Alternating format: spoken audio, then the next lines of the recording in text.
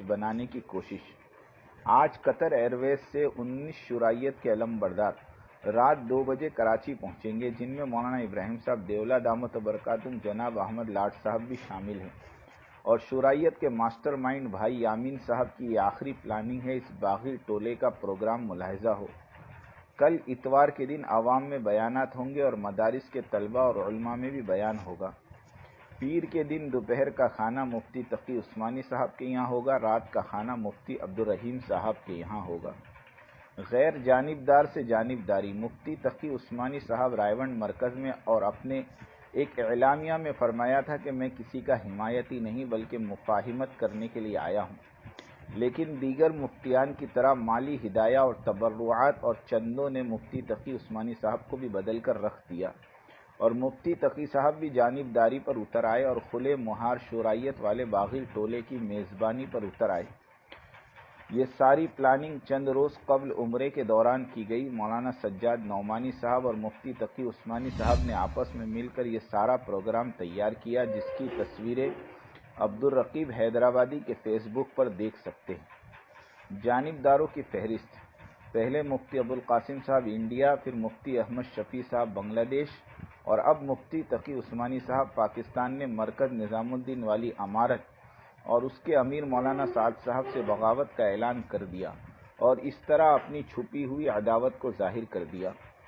ہم نے ہماری قسط 567 میں شرائط کی نئی پلاننگ، کراچی میں پروگرام مفتی تقی عثمانی صاحب اور مفتی عبدالرحیم صاحب مقدس اللہما کے گھر دعوت تام، پھر علماء اور عوام میں بیانات وغیرہ کا تذکرہ حفظ ما تقدم کے طور پر کر دیا تھا، تاکہ سیدھی سادی عوام اس فتنہ خبیثہ کی شرارتوں اور اس کے دجل سے محفوظ رہے، اور ہم اس پر نادم اور تائب ہرگز نہیں ہیں، اس لیے کہ میدان کا سپاہی سامنے سے آنے والے ہر فرد کو اپنا حریف ہی سمجھتا ہے، پھر چاہے وہ آنے والا کوئی مفتی اور علامہ ہی کیوں نہ ہو۔ جب ہمیں معلوم ہوا کہ مفتیان صاحبان نے میزبانی کی پیشکش فرمائی ہے تو ہمیں بڑا افسوس ہوا اور ہم نے قلم اٹھا لیا، اس لیے کہ مفاہمت والے مزاحمت پر اتر آئے تو میدان کا سپاہی اور کیا کرے۔ ہم دراصل مفتی صاحبان کے خیر خواہ ہیں اور انہیں شرائط کے مکر و کید سے محفوظ رکھنا چاہتے ہیں، جس طرح ہم اپنے تبلیغی مجمع کو 100% شرائط کی قید سے بچاتے آئے ہیں، اور یہی ہمارا کام ہے۔ ہمیں اس پر فخر ہے، الحمدللہ۔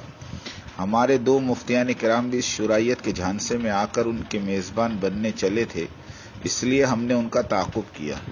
مفتی تقی صاحب کا گزشتہ ماہ رائیونڈ کے مشورے میں تقریر فرماتے ہوئے یہ فرمانا کہ میں حمایت کے لیے نہیں بلکہ مفاہمت کے لیے آیا ہوں، پھر اچانک اس طرح میزبانی کے عمل نے ہمیں تردد اور شک اور شبے میں ڈال دیا۔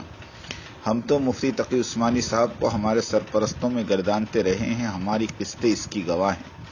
بہرحال یہ بات تو اظہر من الشمس ہے کہ شرائط والوں کی قید و مکر میں پھنس کر سب نے اپنے وقار کھویا ہے۔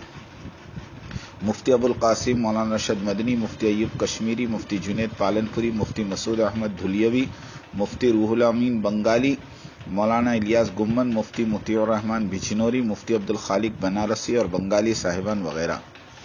شرائط درختوں پر چڑھنے والی ایک ایسی منحوس بیل ہے کہ یہ جس پر بھی چڑھی اس کو سکھا کر رکھ دی۔ ہم نہیں چاہتے کہ ہمارے مفتی صاحبان اس کا شکار ہو جائے، اس لیے ہم ہر حق بات کو کھل کر کہہ دیتے ہیں۔ ہمارا کام دعوتی کام، اس کی امارت اور مرکز اور امیر کی محافظت کرنا ہے۔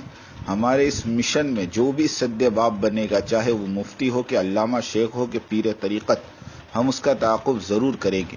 یہ قدرتی انتظام ہے۔ کیا یہ